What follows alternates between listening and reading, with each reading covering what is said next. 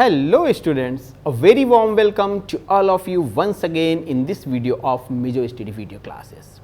And in this particular video, we are going to discuss the concept of energy associated with the simple harmonic motion.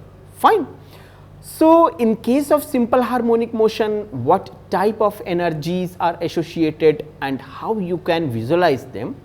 I think we should discuss that aspect. Fine. So, here the heading is mentioned energy in simple harmonic motion. So, now according to our basic discussion till now in this particular chapter, I can mention a few examples. Say for example, one case I normally used, that is this simple pendulum. So, this is simple harmonic motion and two types of energies associated. One is kinetic, one is potential and then total energy. Fine. Another example is spring mass system, horizontal direction or vertical direction, this way or this way. Another example was I think I mentioned few typical examples, one specific video I prepared जहाँ पे मैंने आपको ये बताया हुआ है कि कुछ typical examples, जैसे कि one was this object in a liquid, है ना, तो up down हो रहा है. दूसरा आपका उसमें एक एग्जांपल आता है कि आप एक बॉल ले लो एंड अर्थ में एक डायमीटर के अक्रॉस आप एक टनल डिग करो, उसमें डाल दो. One example that. एक एग्जांपल आपका इसमें यू शेप ट्यूब में आपका लिक्विड ऐसे वाइब्रेट कर रहा है. सो ये सारे के सारे केसेस जो हैं ये सिंपल हार्मोनिक मोशन की केसेस हैं, ऑक्सीलेटिंग सिचुएशन. ठीक है, तो उसके साथ जो एनर्जी एसोसिएटेड है हम उसकी बात कर रहे हैं. आइए मैं क्या करूंगा कि जो आपके पास मैथमेटिकल इक्वेशन है for representation of this SHM sinusoidal equation हमारी, हम वहां से इसका डिस्कशन करेंगे. ठीक है ना, और जो रिजल्ट हमारे पास आता है वो डायरेक्टली हम लोग यूज करेंगे. तो पहली चीज,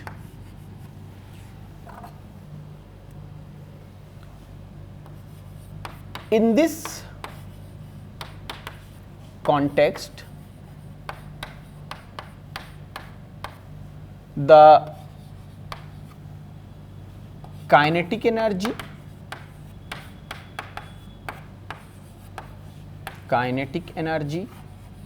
इसको हम लोग नॉर्मली के से रिप्रेजेंट करेंगे. Kinetic energy comma potential energy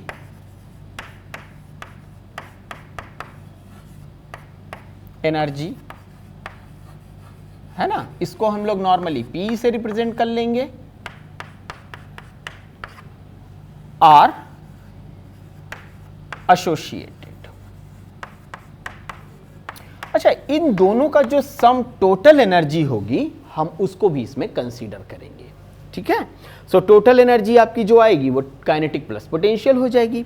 अब एक चीज सोचने वाली ये है कि एसएचएम के केस में टोटल एनर्जी, काइनेटिक और पोटेंशियल, ये तीनों टर्म हम कंसीडर क्यों कर रहे हैं. तो फिर से मैं इसी की हेल्प ले रहा हूं, just taking the support of this simple device. So let's say in this manner I arrange this experiment and allowed this motion like this. Fine. अब देखो आप यहां पे क्या है, इसमें potential energy to its position. मैंने इसको रिलीज किया, चला अपनी मीन पोजीशन में आया. ठीक है, वेलोसिटी मैक्स हो गई, तो पोटेंशियल एनर्जी धीरे धीरे कम होती गई, काइनेटिक एनर्जी आ गई. अब इस वेलोसिटी के कारण ये इधर चलता जाएगा तो फिर से इसमें पोटेंशियल आई. So in case of this SHM, whether this simple pendulum और your this spring mass system, दोनों आप केसेस चाहे कंसीडर करो, यू कैन इजिली से कि one form of energy is changing और कन्वर्टिंग इन अनदर फॉर्म, है ना. तो टोटल एनर्जी अगर मैं बात करूं दैट इज के प्लस पी, तो वो तो कंजर्व रहने वाली है ना. अच्छा, प्रैक्टिकली आप देखो, अगर मैं इसको अलाउ करता हूं ऐसे मूव करना, तो ये थोड़ी देर में अपने आप डाई डाउन कर जा रहा है. स्लो होता गया एंड रुक गया. क्यों भाई, नॉर्मली अगर आप कंसीडर करो तो एयर प्रेजेंट है, उसका फ्रिक्शन यहां पे काम कर रहा है. ठीक है, तो because of this frictional forces energy जो है वो डिसिपिएट हो जाएगी. बट हम अभी ये आइडियल कंडीशन ले रहे हैं कि कंप्लीट जो है काइनेटिक का कन्वर्जन पोटेंशियल में, पोटेंशियल का काइनेटिक में, सो टोटल एनर्जी। ठीक, आइए शुरुआत करते हैं इसकी हम। तो मैं एक पॉइंट लिख देता हूं आइडियल कंडीशन के लिए, प्लीज ध्यान रखिएगा। It's not like that what ever I am writing आप बोलो कि अरे आपने तो कह दिया कंजर्व रहेगी और ये तो थोड़ी देर के बाद में ऑक्सीलेट करना रुक जा रहा है। तो यहां पे एयर है, फ्रिक्शनल फोर्सेस हैं, because of that reason it is staying. So here I can say total energy, that is kinetic energy plus potential energy will remain same, will remain क्या बोलें, कंजर्व कर देते हैं, कंजर्व, है ना। मतलब अगर काइनेटिक पोटेंशियल में बदलेगी तो सेम अमाउंट कन्वर्ट हो जाएगा और फिर पोटेंशियल काइनेटिक में, तो अल्टीमेटली ये जो है ना ये टर्म फिक्स रहने वाला है। ओके, तो यहां पे अब हम लोग शुरुआत करते हैं पोटेंशियल एनर्जी। ठीक है, आइए कुछ रिजल्ट्स में डायरेक्टली यूज कर लूंगा, है ना, क्योंकि वो ड्राइव कर चुके हैं हम लोग। तो एक रिजल्ट मैं यहां पे लिख देता हूं कि एसएचएम के केस में आपने पढ़ा हुआ है, मैंने आपको ये एक्सप्रेशन कई बार बताई है अपने पिछले वीडियोस में, कि एक्सेलरेशन जो है वो बराबर होता है ओमेगा स्क्वायर वाई के। ठीक, और यहां से मैं एक चीज और कह सकता हूं कि एफ जो है वो बराबर हो जाएगा, इस एक्सेलरेशन को मैं पुट करूंगा तो minus M omega square Y. ठीक है, तो ये वो फोर्स है जो काम कर रहा है और ये क्या है, ये एक्सेलरेशन था। तो मैंने ये रिलेशन लिख दी। मैं चाहता तो इसको डायरेक्टली भी लिख सकता था, ठीक है ना, but now I think it is more easier for you to understand. चलिए अब आप एक चीज सोचो, ये जो रिस्टोरिंग फोर्स है ये मान लीजिए एक small amount of time dt में जो ऑब्जेक्ट है उसको डिस्प्लेस करता है एक स्मॉल डिस्टेंस dy से, तो कुछ काम होगा, small amount of work dy will be perform. ठीक है, और this is something that I am talking about this force. तो यहां मैं लिख देता हूं the small displacement the small displacement dy मान लीजिए ड्यू टू f रिस्टोरिंग। कौन सा है f रिस्टोरिंग? f रिस्टोरिंग यही वाला, due to f restoring is, क्या नाम दे दूं मैं इसको, is due to f restoring is countable for small work, आइए dw। तो dw के लिए मैं क्या लिख सकता हूं कि माइनस एफ डी वाई। ये तो अपना बहुत ही जाना पहचाना रिलेशन हो गया, है ना, जो हम लोग यूज कर रहे थे वर्क पार एनर्जी वाले चैप्टर में। तो dw is equal to this much. अब जरा वैल्यूज रख लेते हैं। तो देखिए f रिस्टोरिंग जो है उसकी वैल्यू है minus M omega square Y.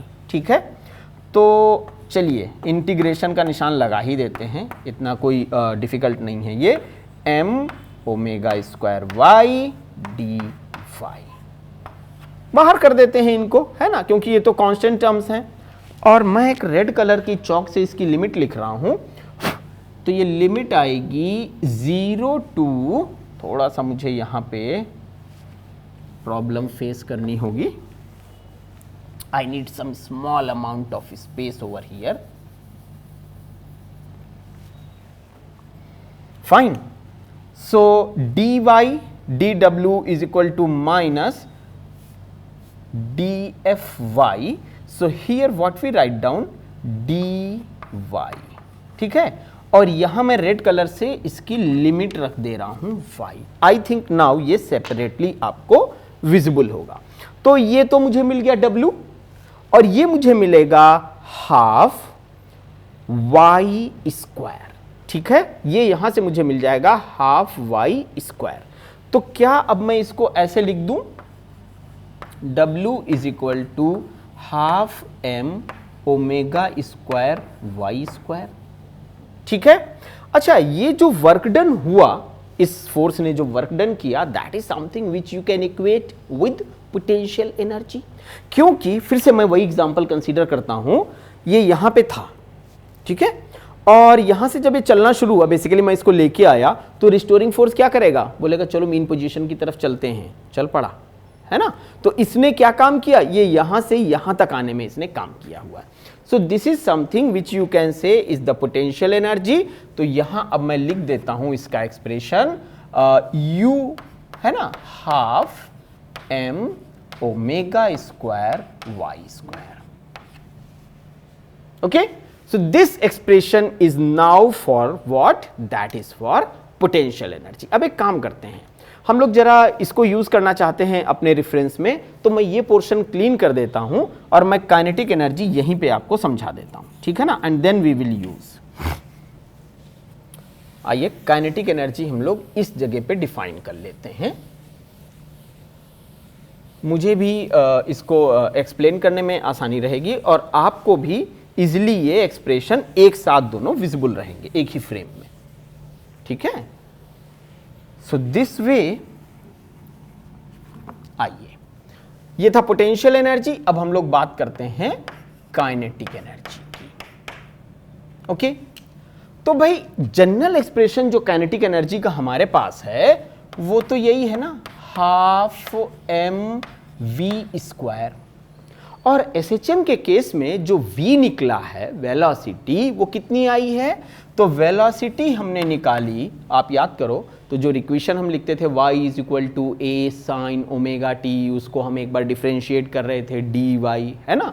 तो वहां पे फिर हम साइन के वैल्यू को रिप्लेस कर दे रहे थे, क्योंकि y बराबर मुझे y upon a is equal to sine omega T मुझे मिल जा रहा था। तो उसको जब मैं रिप्लेस करूंगा तो मुझे ये मिलेगा ओमेगा अंडर रूट ए स्क्वायर माइनस वाई स्क्वायर। यहां पे जो a है ना वो एम्पलीट्यूड है, पता है आपको। तो this v is equal to this much. आइए वैल्यूज जब हम यूज करेंगे, कहां से, मान लीजिए ये 1 है और ये 2 है, ठीक है। ये वेलोसिटी का एक्सप्रेशन वगैरह चीजें जो हैं वो हम लोग डिस्कस कर चुके हैं, इसीलिए मैं डायरेक्ट रिजल्ट्स लिख पा रहा हूं। अगर किसी को कंफ्यूजन है तो मेरा सिंपल सजेशन है, please go through with previous videos. Okay, तो यहां पे मैं जब रखूंगा तो मुझे मिलेगा kinetic energy is equal to half m, चलिए इसका स्क्वायर करते हैं, omega square A square minus Y square, ठीक है। तो एक डिफरेंस जरा हम लोग देख लेते हैं। मुझे लग रहा है आपको ये पूरा का पूरा एक्सप्रेशन दिख रहा होगा। देखिए यहां पे एम्पलीट्यूड का कोई रोल नहीं है ना, पोटेंशियल एनर्जी के टर्म में, लेकिन काइनेटिक एनर्जी में आप देखो तो एम्पलीट्यूड का रोल है। अच्छा, चलो इसको और सोचते हैं हम लोग। लेट्स से कि जो y है, y जानते हैं क्या है, फिर से देखिए इसको, y का मतलब ये हुआ, ये मीन पोजीशन है, इससे जो मैक्सिमम डिस्प्लेसमेंट। अब आप ये कह सकते हो कि तो ये x डायरेक्शन में है, ठीक है, तो वो हम अगर स्प्रिंग मास सिस्टम ले लेते तो हमारा अप डाउन में y भी आ जाता, ठीक है। तो ये मैक्सिमम डिस्प्लेसमेंट है और ये किसके बराबर होगा, ये बराबर होगा एम्पलीट्यूड के, क्योंकि एम्पलीट्यूड की डेफिनेशन मैंने आपको क्या बताई हुई है, it is nothing but maximum displacement from the mean position to and fro, किसी एक डायरेक्शन में। जरा इस एक्सप्रेशन को हम लोग यूज कर लेते हैं, ठीक है ना। यहां पे थोड़ा सा सोचिए, if y is equal to a, मतलब क्या हुआ, मतलब ये हुआ कि जो पार्टिकल है वो मैक्सिमम डिस्प्लेसमेंट की कंडीशन में है, तो then kinetic energy is equal to 0। इसका मतलब क्या हुआ कि इस सिचुएशन में, ये सिचुएशन है, ध्यान दीजिएगा, ये वाली सिचुएशन है मीन पोजीशन से अलग, तो इस सिचुएशन में काइनेटिक एनर्जी नहीं है, सिर्फ और सिर्फ पोटेंशियल एनर्जी है, जो ये एक्सप्रेशन मैंने लिखा हुआ है, ठीक। इसीलिए मैंने इसको एक साथ लिखा हुआ है। अच्छा, एक इसमें पॉसिबिलिटी और है, वो क्या है?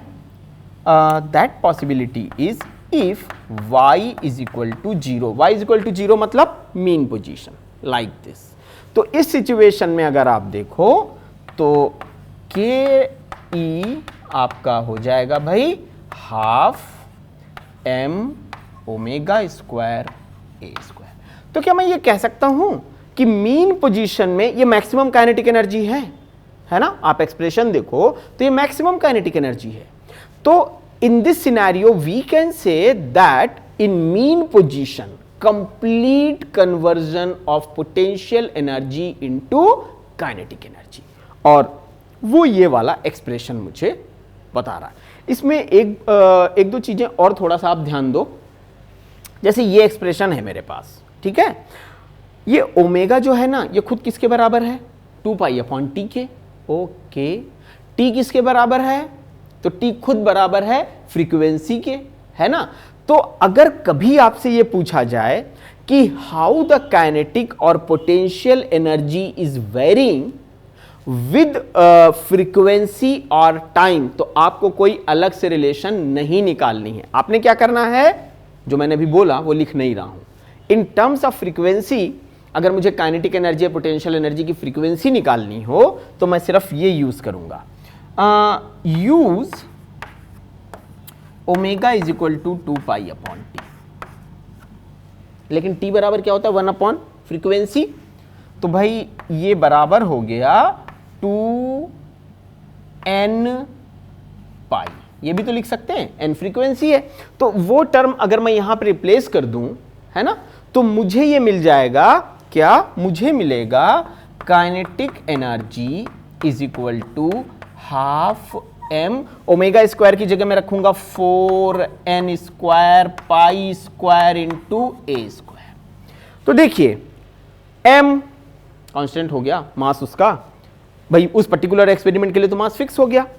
पाई भी कांस्टेंट है, एम्पलीट्यूड जो हुआ सो हुआ। ये आप देखो तो आपको एक नंबर मिल रहा है 2, ये 2 से 2 कैंसिल होगा ना, और n स्क्वायर। तो ये इस टाइप के अगर क्वेश्चंस आपको सॉल्व करने को मिलते हैं तो बड़ा इजीली है, आपके लिए बहुत इजी है इस तरीके से कंक्लूजन्स इसके निकालने, ठीक। Now this kinetic energy is separate, this potential energy is separate. अब मुझे देखना क्या है? तो अब मैं देखना चाहता हूं टोटल एनर्जी, ठीक है। आइए now total energy is equal to kinetic plus potential, ठीक, वैल्यूज रख देते हैं। तो total energy is equal to, kinetic के लिए मैं क्या रखूं? तो काइनेटिक के लिए मैं रख रहा हूं, मुझे लगता है थोड़ी जगह मुझे और लेनी चाहिए क्योंकि थोड़ा एक्सप्रेशन, थोड़ा सा लॉन्ग एक्सप्रेशन आएगा and I want to put it in totality.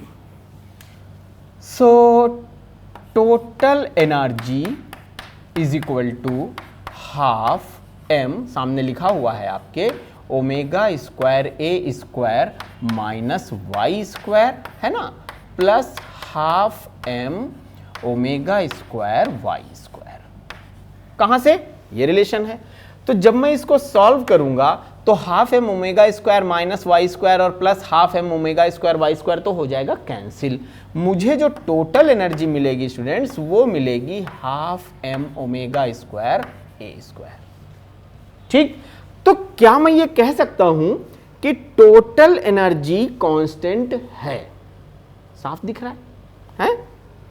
It is nothing to do with the displacement. Displacement कुछ भी हो बट टोटल एनर्जी कांस्टेंट रहने वाली है ना? क्यों? बिकॉज या तो काइनेटिक पोटेंशियल में बदलेगी या पोटेंशियल काइनेटिक में बदलेगी, तो ये टोटल एनर्जी मेरी सेम रहने वाली है।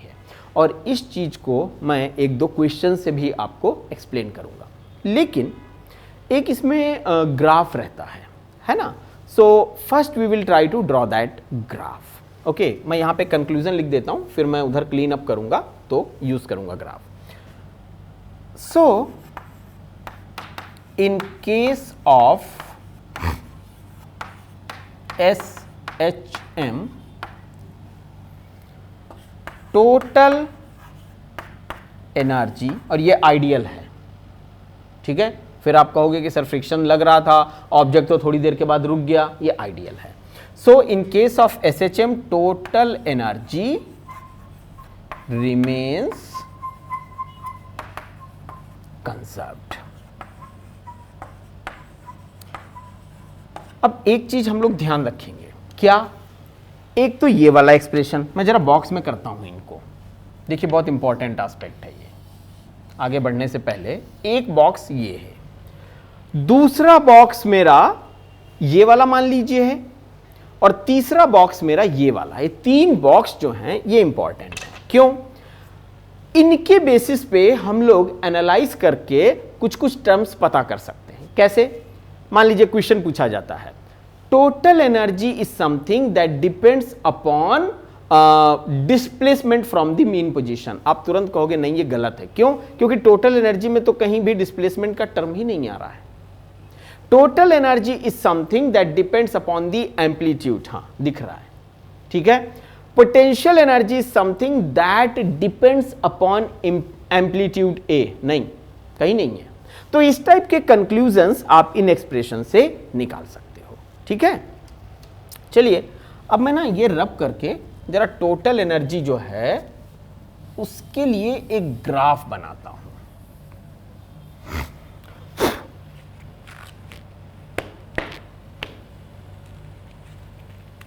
ग्राफ क्या है, इसको भी रब कर देते हैं हम लोग। दरअसल ग्राफ से एक बड़ा हेल्पफुल ये रहता है सिचुएशन कि just by observing the graph you can conclude without any you can say calculation और so many important aspects. Okay, so just because of that reason here I am calculating this. तो graphically अगर मुझे represent करना हो तो मैं फिर से एक एक्सप्रेशन यही लिख दे रहा हूं कि total energy is equal to kinetic energy plus potential energy. Fine. तो देखिए मेरे पास में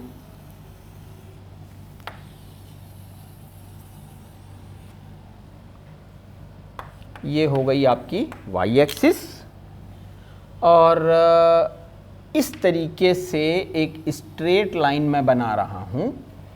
this is nothing but total energy curve, ठीक है। क्यों भाई स्ट्रेट लाइन? क्यों? क्योंकि ये तो half m omega square a square है, कोई वेरिएशन नहीं है with respect to any parameter. आइए अब जरा x और y के लिए हम पोटेंशियल और काइनेटिक की बात करते हैं। तो भाई एक आपको इस तरीके से बनाना है और दूसरा आपको यहीं से इस तरीके से बनाना है, ये रेड कलर वाला। कुछ पैराबोलिक शेप में आएंगे। बच्चे इसमें बहुत ज़्यादा कंफ्यूज होते हैं, ठीक है। आप देखो ध्यान से, ये रेड वाला है kinetic energy and this slight yellowish curve is associated with potential energy। ठीक, मैं इसको भी थोड़ा सा रेड कर देता हूं, है ना, कोरिलेशन आसान रहेगा। अच्छा, कैसे ध्यान रखेंगे इसको? तो आप ऐसे ध्यान रखो, SHM का मोशन जब शुरू होगा, फिर से मैं वही एक डिवाइस यूज कर रहा हूं सिंपल सी, तो SHM का मोशन जब शुरू होगा तो मीन पोजीशन से तो शुरू नहीं होगा, आपको इसको इधर डिस्प्लेस कराना पड़ेगा और फिर छोड़ना होगा। तो मतलब ये हुआ कि जब ये शुरू हो रहा था, है ना, तो उस टाइम पे मेरी जो पोटेंशियल एनर्जी थी वो मैक्सिमम थी। अच्छा, तो जो ग्राफ मेरी पोटेंशियल एनर्जी मैक्सिमम को शो कर रहा है और वो कितनी होगी, वो टोटल एनर्जी के बराबर होगी। तो ग्राफ ऊपर वाली इस तरीके से ये शुरू हो रहा है। So this reddish is for kinetic energy and this yellowish white is for potential energy. So this is the expression for kinetic energy and potential energy in case of simple harmonic motion. Fine. आइए अब हम लोग आगे चलते हैं, इसको बना रहने देते हैं। इधर का बोर्ड मैं क्लीन करता हूं and then I will show you some good examples. ठीक है, देखते हैं। So now this portion is clear to me. So I'll use this space for discussion of one or two good questions. ये basically क्या है कि इस type के क्वेश्चन के डिस्कशन से हमें थोड़ा सा बेटर आइडिया हो जाता है कॉन्सेप्ट का. अभी इधर का छोड़ देते हैं, ऐसे रहने देते हैं.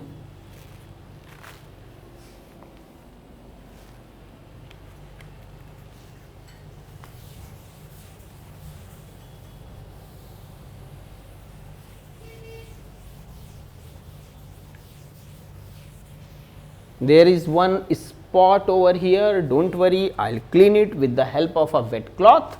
So you will find no spot. Now it is clean. Okay. And you know how this duster is cleaning this green board?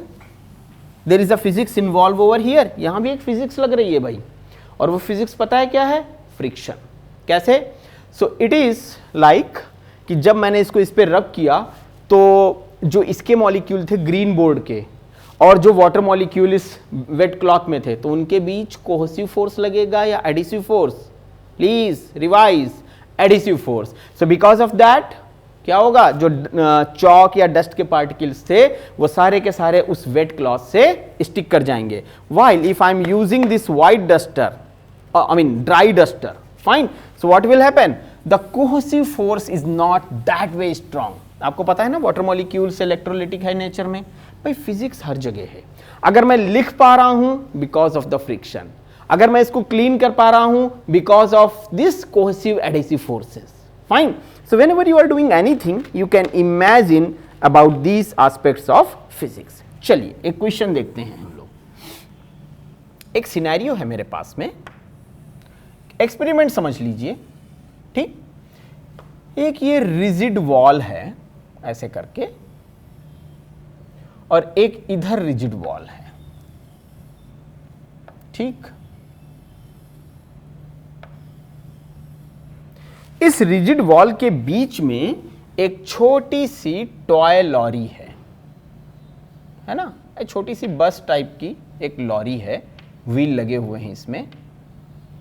इसका मास मान लीजिए m है. फाइन. उसके बाद इस एंड पे एक स्प्रिंग अटैच है ऐसे करके, और इस एंड पे भी एक स्प्रिंग अटैच है. इसका स्प्रिंग कांस्टेंट K1 है, इसका स्प्रिंग कांस्टेंट K2 है. इन कॉन्सेप्ट्स को हम लोग स्प्रिंग किस तरीके से जुड़ा है ये डिस्कस कर चुके हैं. जब ये हम इधर की तरफ पुश करेंगे तो ये स्प्रिंग कंप्रेस करेगा, ये एलोंगेट करेगा, फिर वापस आएगा तो ये कंप्रेस करेगा, ये एलोंगेट करेगा. अच्छा जरा वैल्यूज भी लिख लेते हैं. मान लीजिए K1 बराबर K2 बराबर 600 यूनिट्स. ये न्यूटन अपॉन वो रहता है मीटर, तो मैंने इसको लिख दिया. ठीक है, तो ये तो मुझे मिल गया उसकी वैल्यू. अच्छा मान लीजिए m की वैल्यूज भी हम लोग कुछ ले लेते हैं. लेट्स से 3 kg, छोटा सा ब्लॉक है. फाइन. आपको निकालना क्या है, मान लीजिए ट्रॉली किसी तरफ 5 सेंटीमीटर डिस्प्लेस कर दी जाती है. If toy trolley is displaced by 5 centimetre, किसी भी तरफ डिस्प्लेस कर दी मैंने. If this toy trolley is displaced by 5 centimetre in any direction, fine, तो टोटल एनर्जी कितनी डिसिपिएट होगी जब तक ये ट्रॉली रुक नहीं जाती है. If toy trolley is displaced by 5 centimetre comma, find total energy dissipated, lost, खत्म हो गई. Find total energy dissipated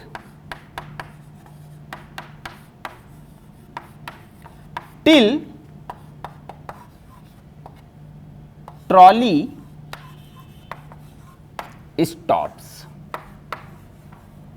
fine, till trolley stops. मान लीजिए ये सिचुएशन है कि जब तक ट्रॉली रुकती नहीं है तो कितना एनर्जी ये लॉस करेगी।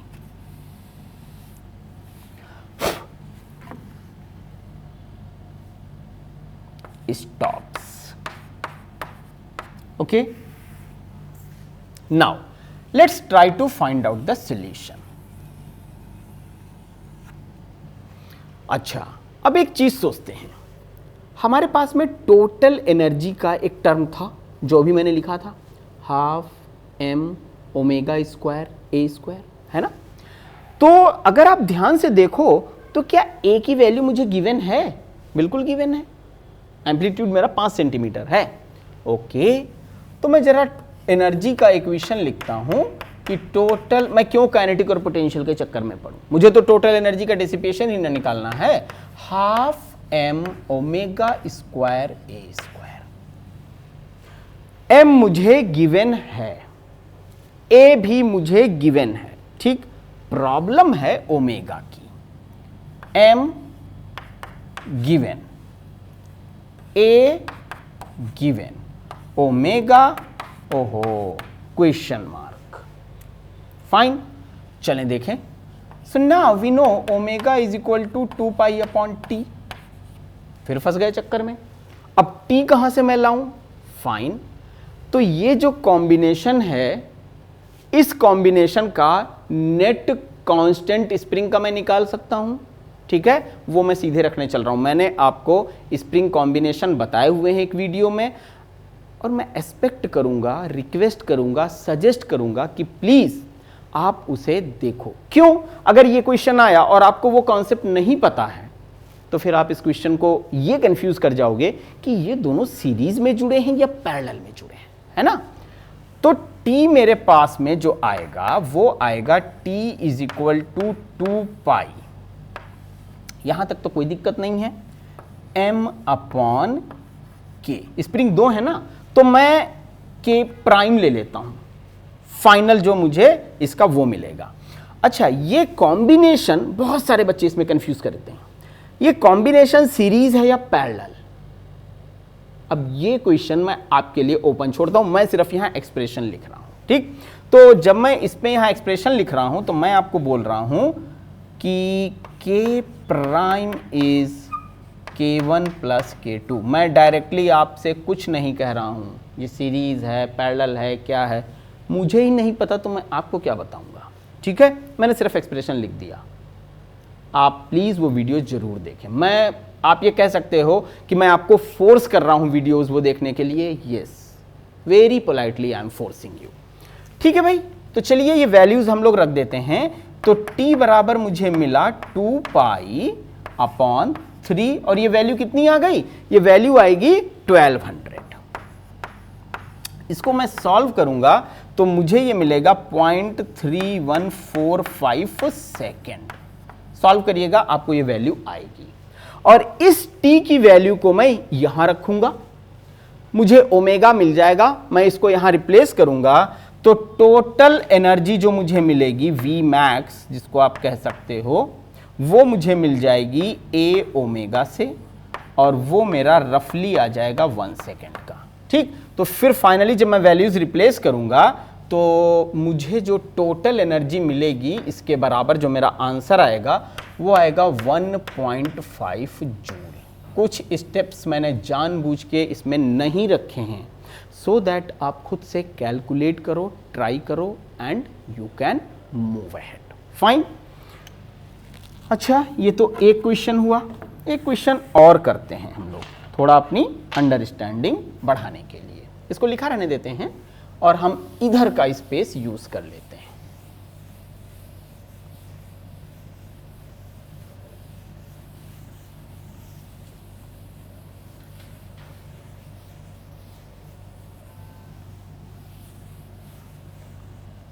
Fine.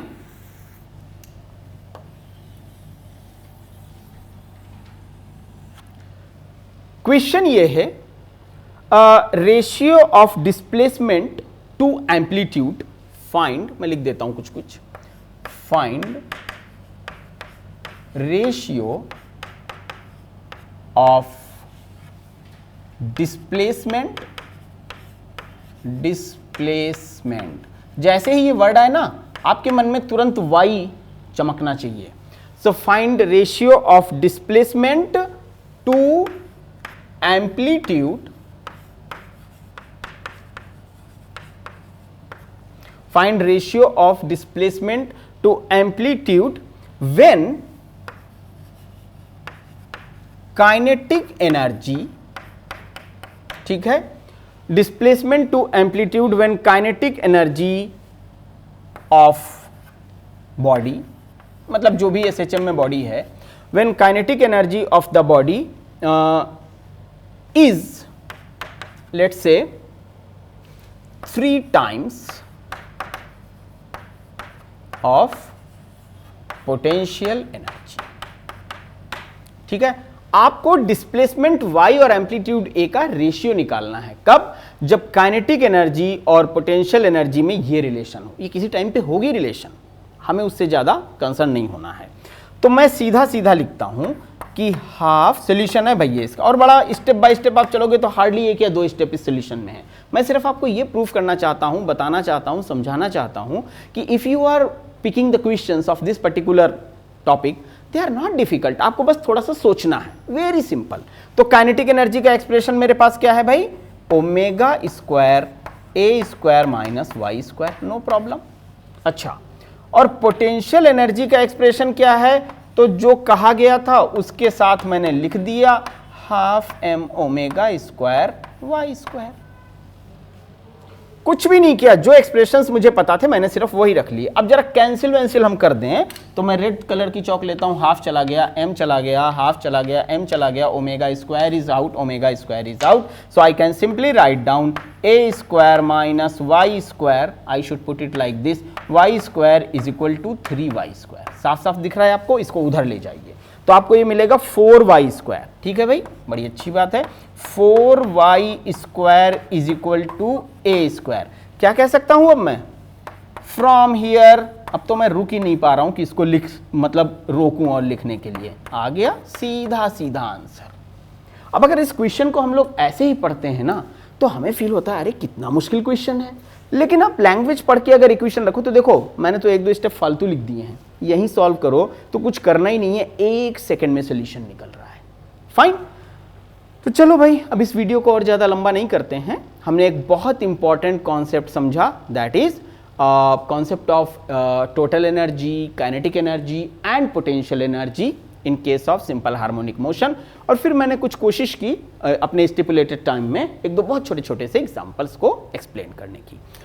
So with this I would like to once again suggest the same old thing, keep revising, take care of yourself. Thanks a lot for watching this video.